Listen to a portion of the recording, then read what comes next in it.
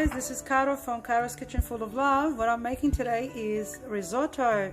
It's mushroom, spinach and chicken risotto. So I've just put some olive oil, like you don't put too much because we will be using cheese and cream. I'll just show you, and then I'm going to put some, I've just got a small onion that I chopped, and I brushed the garlic as well. So you put that in. Okay, so as you can see, I've put the onions and the garlic together, and then what I'm going to do is I'm going to put the chicken in. Now I've used a 2 breast chickens, close to 2 breasts, it's not fully 2 breast chickens. I've just cut them in, chopped them in, sorry, and then as you can see, just get that to cook up a little bit, not too much because we're not fully cooking the chicken. So as you can see guys, it's not fully cooked because we will be putting it later on onto the risotto. So I'm going to put that on the side and then I'll show you what's next. Now guys, what I'm going to do, I'm going to put these mushrooms. Now these are just the regular mushrooms, so if you have other types of mushrooms, that's fine, be my guest, you can use them too. However, I've just used the regular mushrooms. I'm going to put these baby spinach in as well. And just toss them around. It's fine if you use the same wooden spoon. And just toss around. Now, as you can see, I didn't put any oil. It's whatever that was left on the sort of, on this pot. I'm not really using oil because like I said, I'm going to use cream and cheese as well, so I don't want it to be too oily. So this is how it looks. As you can see, I didn't even put oil. It was just what was left over from the oil when I did the chicken and the onions and the garlic. So that's, as you can see, it's baby spinach and mushrooms. Now I'm going to pour this. Now what I had here is actually spring onions. I had them chopped and put in the freezer, so they were frozen ones. So they've been chopped in this chopper, and I'm just gonna pretty much put it in. And Bob's your uncle. So I'm just going to fix this around like that. And then what's going to happen next is I'm going to put the arborio rice. Now I've used just the arborio rice from Aldi. You can use whatever you like. If you have from Coles, Woolies, that's fine. I just literally was around Aldi and I thought, okay, I'll grab this. So I'm going to pour it in. Now when I pour it in, also it needs to be fried a little bit for about tossing around obviously for about 3 to 5 minutes, and then I will put my chicken stock. Now I've had this done the night before, so I've just warmed it up, and then I'll be pouring it on bit by bit onto my arborio rice, as you can see. So I'm just going to keep this on high heat, and I'm just going to be moving around. I just need it to be toasted a little bit, so toast the rice for a bit. And then, yeah, pour the chicken stock. Now, you're not going to pour all of it. You're just going to keep pouring bit by bit until you actually see the consistency. And now, as you know, this rice does absorb a lot of water.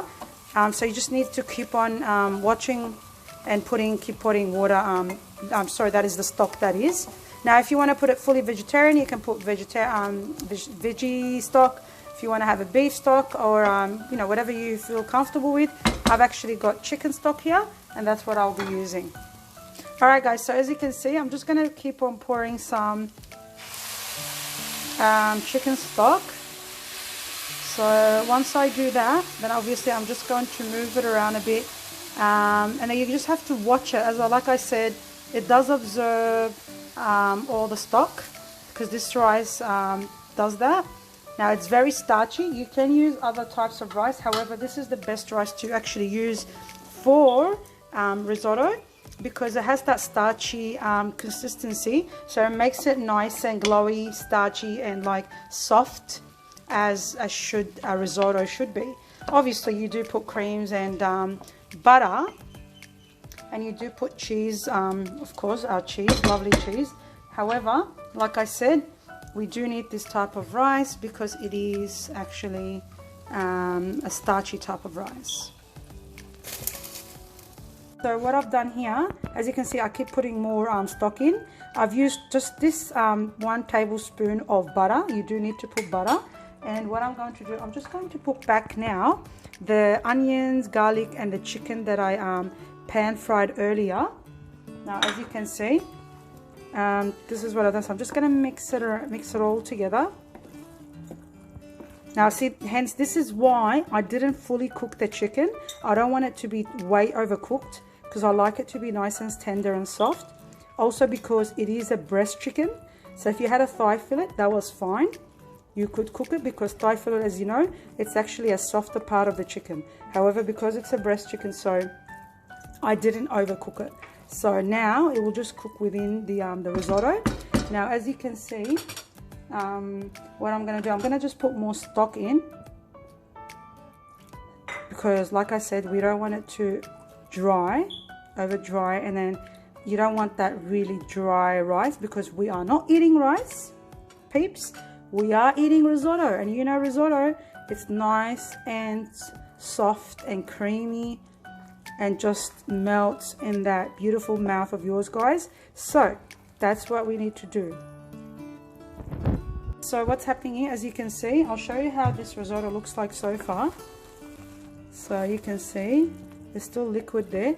Now what I'm going to do now is I'm going to put some of this cooking cream. Now this one is optional if you want to put that, really, but I really like it because it brings that nice creamy flavor in there.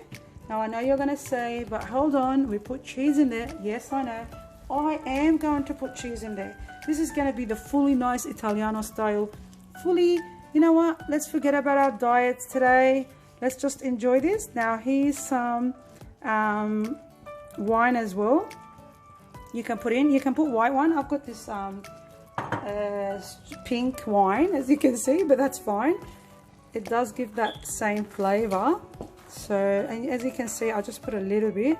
Now I'm mixing it all together now. And then I'm going to put that beautiful cheese into. So I'm just mixing that. And I'm going to put the... Alright guys, so here I'm going to put all the cheese. Look at that good heaven. Honestly, it is heaven. So I'm going to show you which type it is. Now this is the extra strong Romano. Now this, as you can see, is perfectly for risotto. So it says perfect for risotto. However, we are going to put some extra cheese later as for decoration for on top of our on the cheese later on, like the cheese on the risotto, sorry, when we plate it up, that is.